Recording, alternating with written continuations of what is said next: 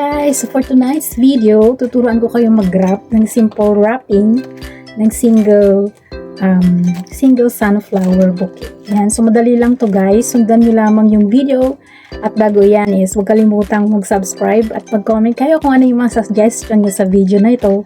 And share na rin yung video. Okay, so let's get started.